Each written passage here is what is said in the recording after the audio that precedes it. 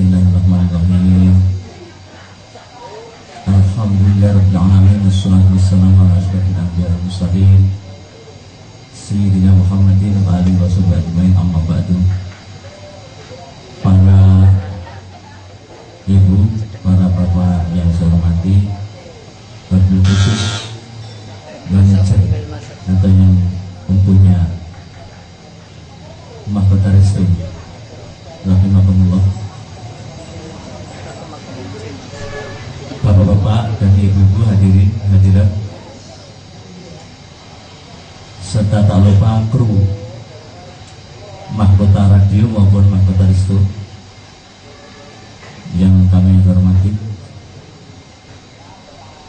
Kami atas nama keluarga besar SMA Pesantren Dukling pertama-tama perkenankan mengikuti paten semua untuk bersyukur pada Allah SWT atas kelimpahan rahmat taufik dan hidayahnya, sehingga sampai sore ini kita dapat bertemu di mahkota restu dalam keadaan sehat walafiat.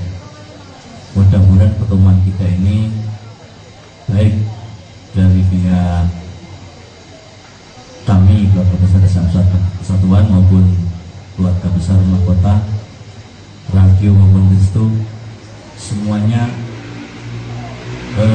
dicatat oleh Allah sebagai pertemuan bernilai silaturahim, pertemuan yang bermanfaat besar untuk mengikat tali persaudaraan di antara kita.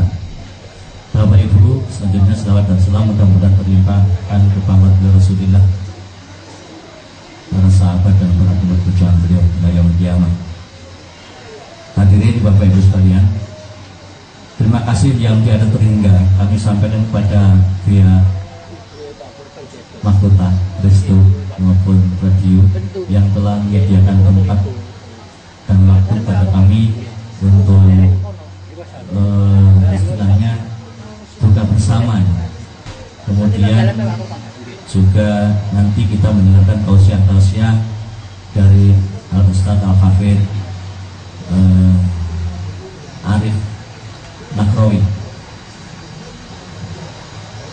Mudah-mudahan apa yang nanti kita nikmati, kita dengar, terutama kita dengar ya dari beliau, diiringi hidayah Allah SWT, sehingga menjadikan sebab kita bertambah ilmu, bertambah semangat untuk beribadah khususnya di bulan Ramadan ini, sehingga nanti keluar dari Ramadan kita termasuk barisan para muttaqin yang akan mendapat kemudahan dari Allah Subhanahu wa Ta'ala.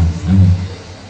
Dan kita berdoa mudah-mudahan mahkota radio maupun restu semakin lama semakin berkembang, semakin besar, semakin dicintai umat.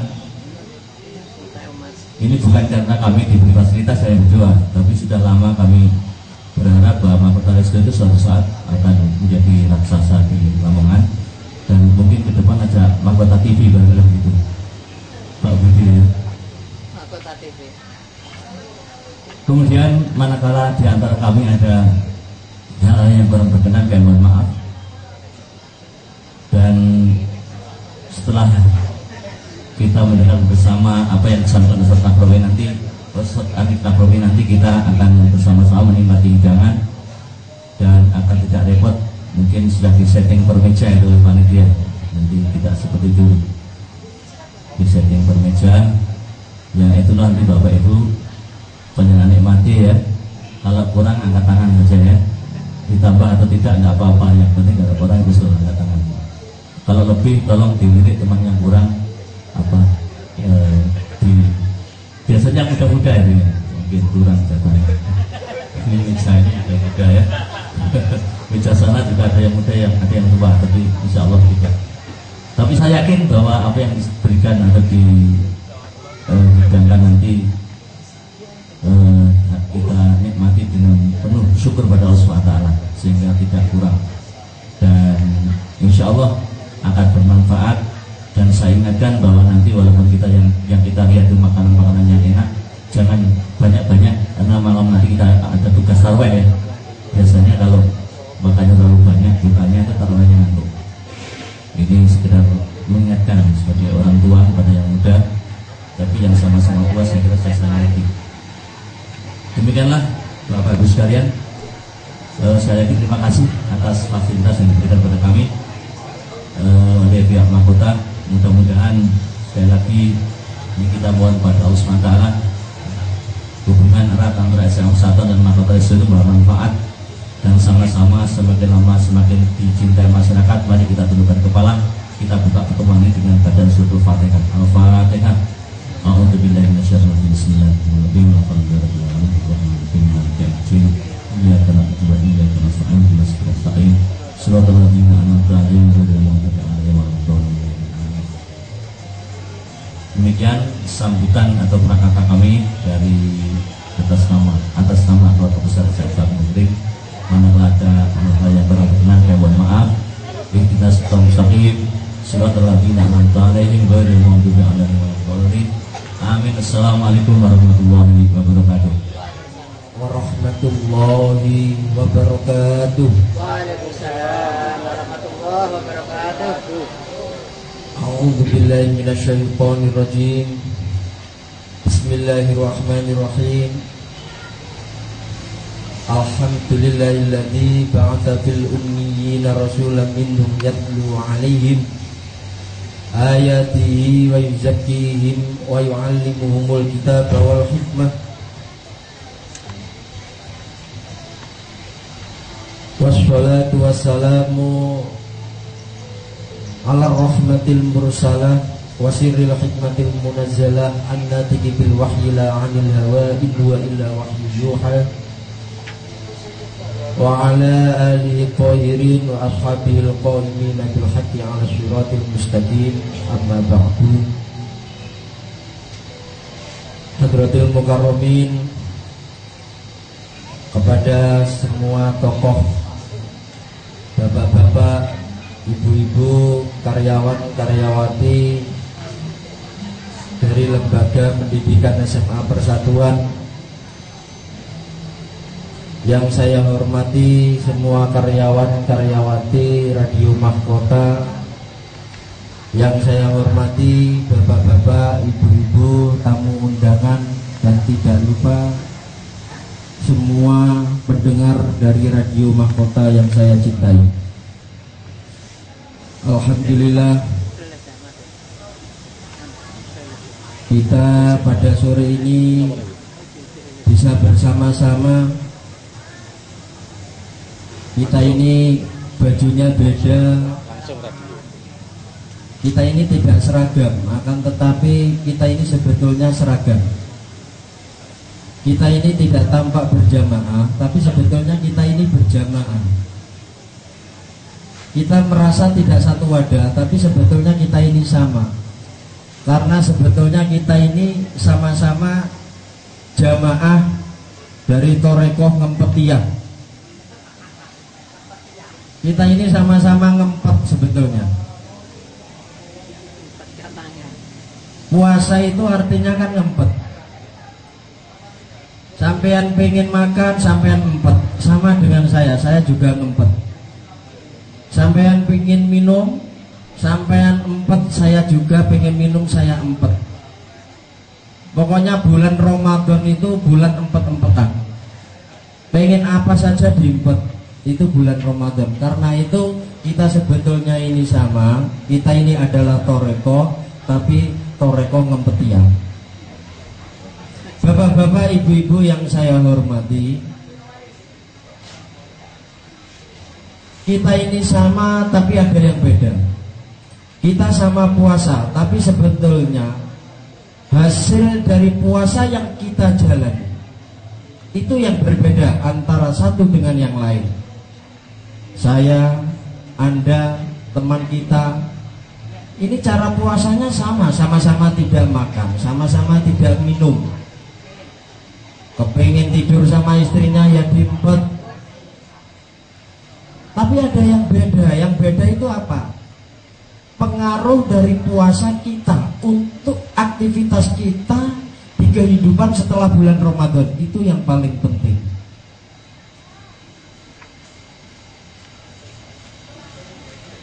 Dalam Al-Quran Allah berfirman, ya ayyuhalladzina amanu kutiba alaikumussyiyam kama kutiba alal ladzina min qablikum la'allakum tattaqun. Itu menunjukkan tujuan puasa.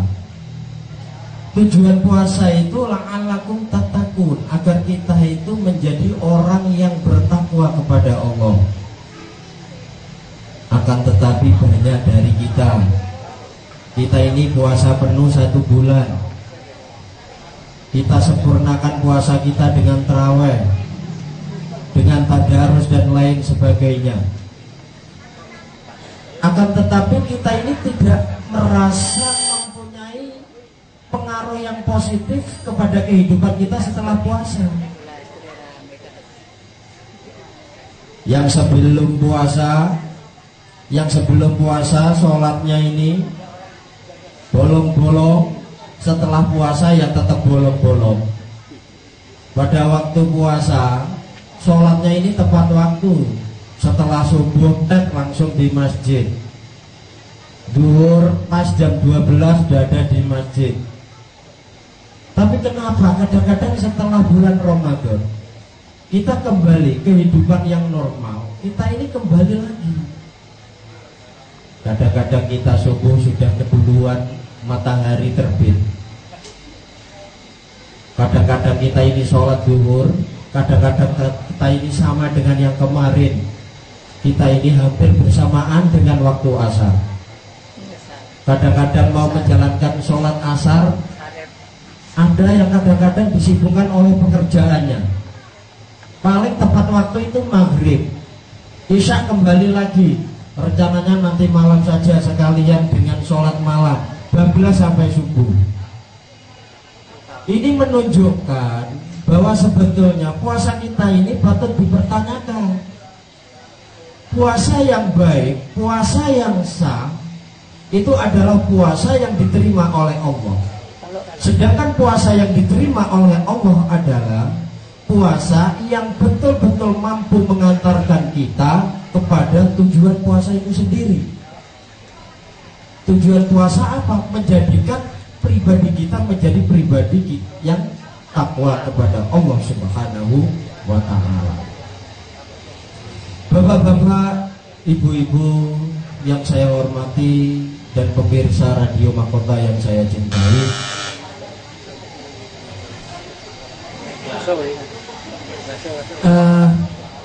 Rasulullah itu bersabda,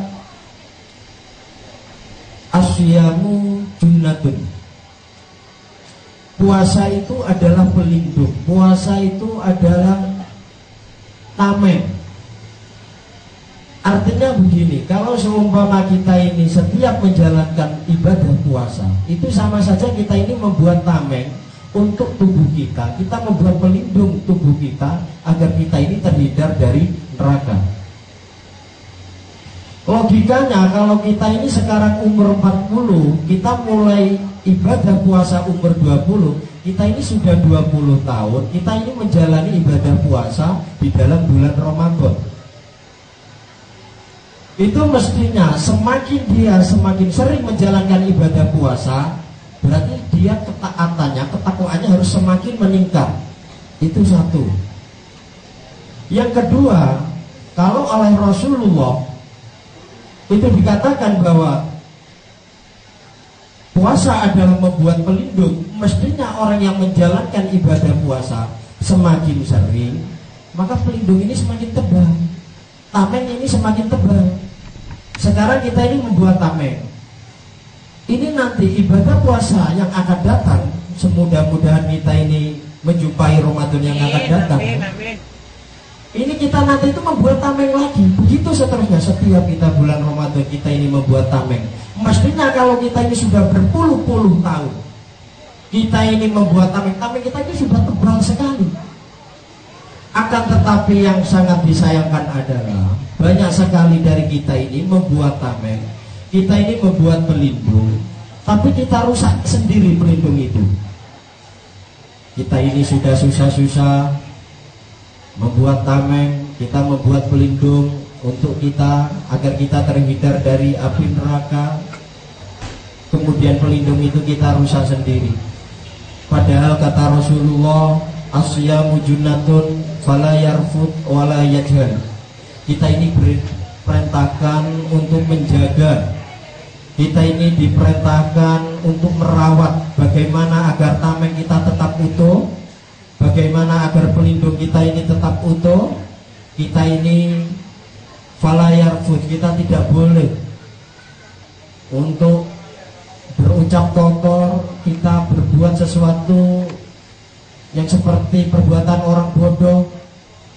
Dan untuk merawat pelindung yang sudah ada, sebetulnya kita ini diperintahkan untuk imsak an syahwat, ngempet syahwat, ngempet nafsu yang ada dalam diri kita.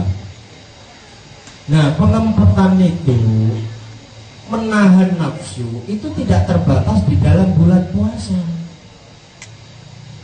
Kadang yang banyak seakan-akan dikondisikan bahwa larangan yang ada itu hanya di dalam bulan puasa. Kadang kita sering menjumpai teman-teman kita itu ada yang begini, loh mas, sampean ini bulan puasa kok ngerasani wong toh? Ora oleh bulan poso itu, bulan poso kok ngerasani wong. Kadang ada lagi, mas sampean ini nggak ingat, sampean ini puasa kok mengumpat. Mas sampean ini loh, siang-siang seperti ini kok marah-marah, sampean kan sedang puasa. Sebetulnya ucapan seperti ini mengkondisikan seakan-akan kalau di luar bulan puasa semua menjadi halal. Sampean jangan ngerasani loh, ini bulan Ramadan, nanti saja kalau sudah bulan Ramadan kita ngerasani bersama-sama. Jangan mengumpat, ini bulan Ramadan, sabar nanti loh setelah adzan maghrib kita umpat bersama-sama ini. Jadi kita kondisikan sendiri seakan-akan sesuatu yang sebetulnya adalah haram ini menjadi halal ketika di luar bulan Ramadan.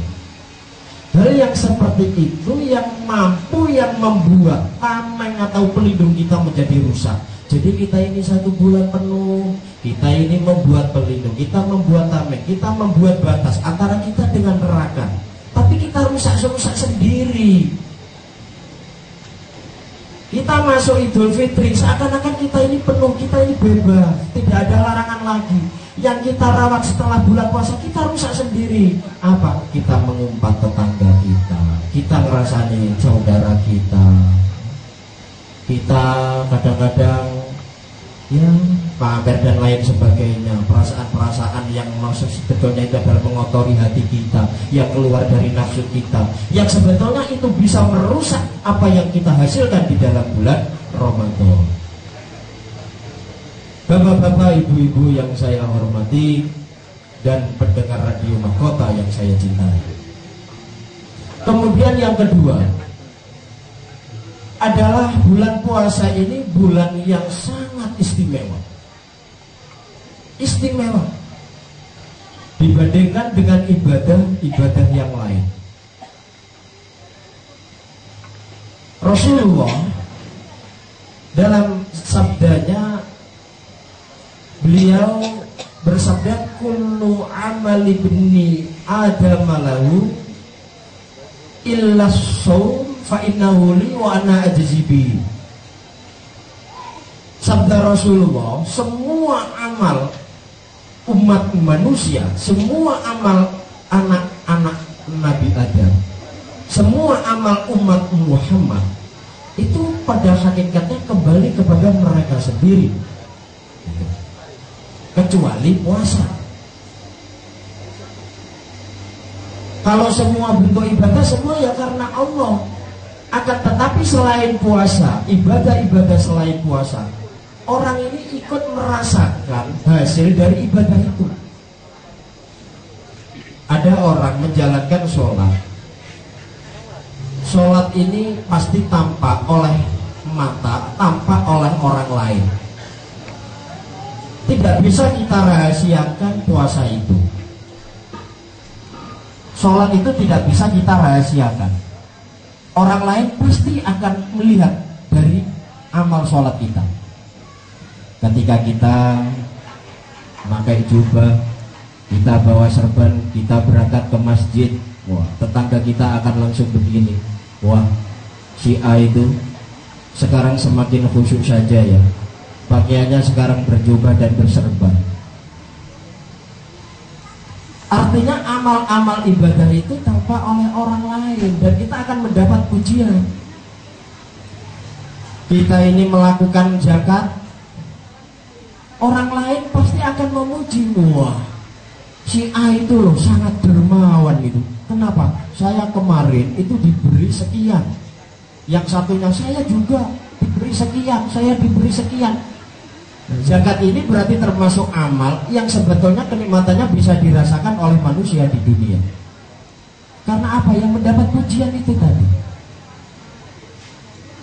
Ibadah haji, apalagi ibadah haji itu orangnya belum berangkat ke Mekah, orang sudah pada memanggil Pak Haji. Kurang 2 bulan orang itu sudah pada manggil, Pak Haji mau kemana Pak Haji? Itu belum berangkat. Jadi semua amal selain puasa ini semua ikut merasakan kenikmatannya. Akan tetapi puasa fa innahu li wa ana ajzi bihi. Puasa itu samar. Puasa itu tidak ada yang tahu. Yang tahu hanya Allah dan pribadi yang melakukan. Sekarang apa bedanya? Orang yang berpuasa, yang tidak makan, mulai dari imsak, waktu subuh sampai maghrib dengan satu niat untuk berpuasa karena Allah. Apa bedanya dengan orang yang tidak makan seharian penuh karena tidak punya uang? Sama-sama lapar, sama-sama haus, lemes, wajahnya sama. Saya juga agak curiga, mungkin di antara sekian ini ada yang puasa karena tidak punya uang ini. Loh, karena apa? Karena gak ada bedanya, wajahnya, tubuhnya gak ada bedanya. Kalau di hari selain Ramadan ada orang pucat, ada orang lemas, Anda tidak akan mengira bahwa itu sebetulnya berpuasa. Anda pasti mengira itu lihat kelaparan, kasihan ya, berapa hari tidak makan. Tidak ada yang mengira kalau ternyata orang itu sedang berpuasa. Karena itu Allah menyebut fa innahu li wa ana ajzi bihi. Puasa itu samar, yang tahu hanya saya dan pribadi yang melakukan puasa itu. Karena itu sayalah yang berhak untuk mengganjar. Karena itu ada sebuah cerita, mungkin bapak-bapak, ibu-ibu pernah atau sering mendengar. Dulu itu ada sekelompok orang, ada sekelompok kaum, itu punya sayap, yang sayapnya itu sama dengan sayap burung. Karena dia punya sayap seperti burung, dia mampu terbang ke sana kemari. Kalau kita sekarang ini hanya berangan-angan, andaikan saya punya sayap, saya akan terbang bebas kemana-mana. Yang laki-laki, saya bisa terbang tanpa dikontrol oleh istri saya ini. Yang istri juga seperti itu. Tapi besok itu ada sekelompok kaum yang mempunyai sayap seperti sayapnya burung, dan dia bisa terbang ke sana kemari. Dan dia terbang mengelilingi surga. Di sekitar surga dia keliling. Sampai-sampai pengawal, sampai-sampai penjaga dari surga itu kaget. Ada manusia apa? Ada makhluk apa terbang di sekitar surga ini? Dicegat, ada patroli surga ini. Dicegat. Man antum? Anda ini siapa? Anda ini kok sudah berada di surga ini loh, Anda siapa? Jawabannya sekelompok orang itu, saya ini kaumnya Nabi Muhammad alaihi salatu wassalam. Loh, Anda tiba-tiba kok berada di sini? Apa Anda nggak melewati? Apa Anda nggak tahu kalau tadi ada penghitungan amal? Nggak ada ya malaikat. Loh, Anda juga nggak tahu kalau tadi itu ada yang melewati jembatan Shirathul Mustaqim? Nggak ada malaikat, saya nggak tahu sama sekali. Hebat kamu. Bayangkan masuk surga, Gak ada yang tahu, gak lewat jembatan Siratal Mustaqim, gak pakai dihisab, gak dihitung amalnya, dia seketika itu langsung masuk surga. Kemudian ditanya oleh penjaga surga, karena apa Anda memperoleh derajat seperti ini? Dan sebab apa Anda bisa seperti ini? Jawabannya seperti ini, malaikat, waktu di dunia saya ini menyembah Allah dengan sirri. Saya ini mendekat Allah secara samar. Saya tidak pernah pamer terhadap tetangga saya. Kalau saya ini zakat, gak pernah saya bilang-bilang. Kadang-kadang kita ini gini, memberi orang itu dia, tapi nanti bilang gini, alhamdulillah. Bilang ke tetangganya, alhamdulillah saya tahun ini sudah bisa mengeluarkan zakat sekian. Loh. Tapi ini tidak, saya tidak seperti itu. Saya ini menyembah Allah, mendekat Allah secara samar. Saya tidak pernah ada yang tahu kalau saya berzakat. Tetangga saya nggak ada yang tahu. Saya itu sholat, saya itu selalu saya usahakan di tengah malam. Saya itu kalau berangkat ke masjid, saya mencoba untuk melewati perkampungan yang di situ tidak begitu banyak orang, sehingga orang itu tidak tahu kalau saya itu ke masjid. Kadang kita ini enggak, kita ini mau ke masjid ini lihat dulu, wah ini waktunya orang sedang masuk rumah. Kalau ke masjid ini wah nggak untung ini, nggak ada yang tahu. Kita tunda saja. Kira-kira tetangga kita ini sedang ngobrol di depan rumah jam berapa ya? Loh, kita ini mau berangkat ke masjid itu masih lihat jam berapa kira-kira tetangga kita ngobrol di depan, biar mereka semua tahu gitu loh. Tapi orang yang langsung masuk surga tidak seperti itu. Dia selalu berusaha bagaimana manusia lain tidak tahu kalau dia betul-betul beribadah kepada Allah. Begitu juga amal-amal yang lain, terutama amal puasa. Puasa ini sirri, samar. Karena kesamaran ibadah saya di dunia inilah kemudian Allah pada waktu memasukkan saya ke surga juga dalam keadaan samar, tidak ada yang tahu. Bapak-bapak, ibu-ibu, dan mendengar radio mahkota yang saya cintai. Kemudian terakhir, karena ini adalah acaranya adalah Nuzulul Quran. Nuzulul Quran itu biasanya kalau kita mengikuti acara dalam Nuzulul Al-Quran itu lebih difokuskan kepada sejarah turun Al-Quran itu, cara penurunannya bagaimana. Tapi mari kita mencoba mengetahui sejarah turunnya Al-Quran itu penting, itu baik. Tapi lebih baik lagi dan lebih penting lagi kalau kita ini menyadari bahwa sebetulnya kita harus kembali kepada aturan yang ada. Kita harus memulai kehidupan kita yaitu dengan aturan-aturan yang ada di dalam Al-Quran. Kita harus sadar bahwa sebetulnya kita ini diperintahkan untuk berjalan sesuai dengan aturan-aturan yang ada di dalam Al-Quran. Karena sebetulnya saya prihatin, kita ini harus prihatin. Banyak sekali dari teman-teman kita, dari saudara-saudara kita ini, ketika mereka meminum sebuah minuman keras, segelas minuman keras, ketika mereka sedang main judi, bukan berarti mereka tidak tahu hukum dari minum minuman keras atau tidak tahu hukum dari berjudi itu sendiri. Mereka tahu hukumnya minum itu haram, mereka tahu hukumnya berjudi, mereka tahu. Loh kok tahu Pak? Apa ya, ahli membaca Al-Quran? Ya tahu, wong mereka itu mainnya sambil mendengar lagunya Roma Irama. Wahai orang yang beriman, kan ada itu. Berjudi itu haram, minum itu haram, tapi mereka sambil minum mendengarkannya enak sekali. Wah. Dan kita harus prihatin.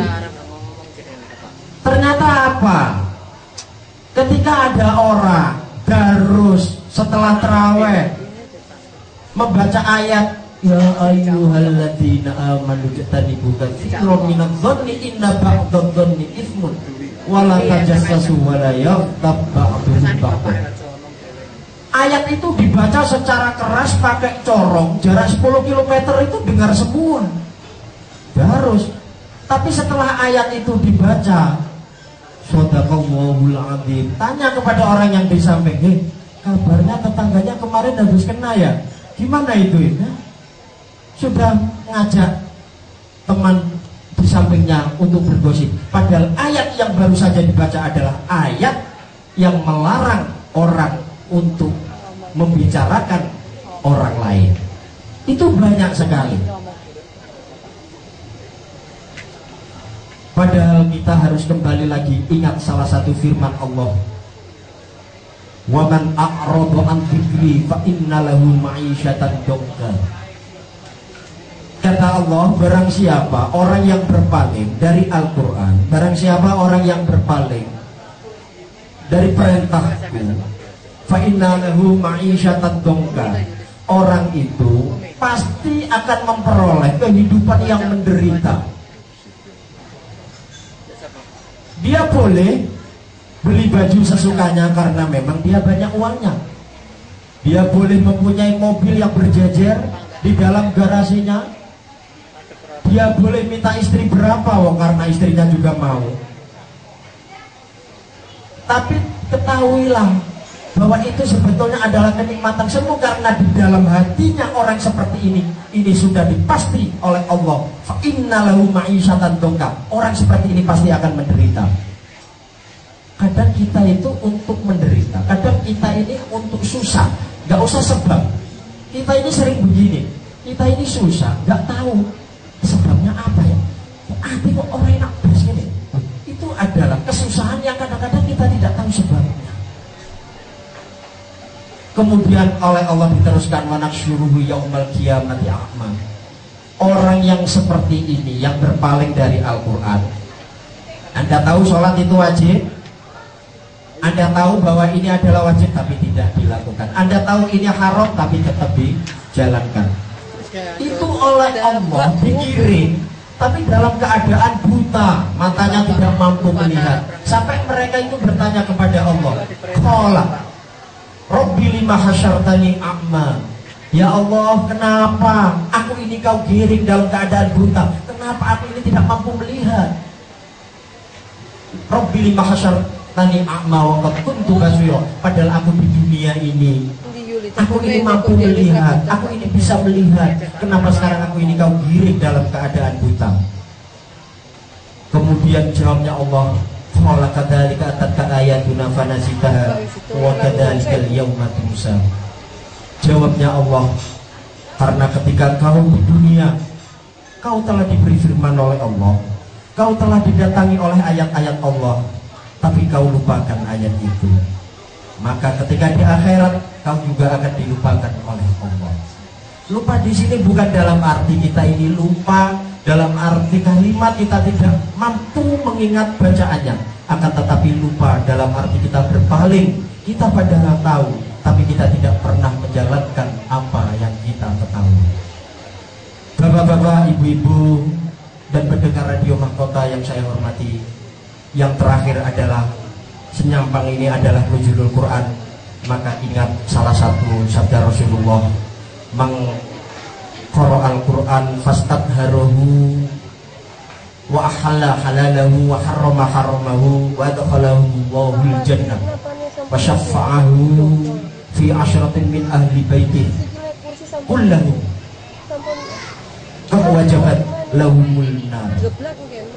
Rasulullah itu pernah begini, barang siapa orang yang membaca Al-Quran, membaca bukan hanya sekedar membaca, tapi istidhar, merenung, memikirkan apa yang dibaca, kemudian dia mampu menyimpulkan mana yang halal, mana yang haram. Dia tetap menghalalkan barang yang halal, dia mengharamkan barang yang haram.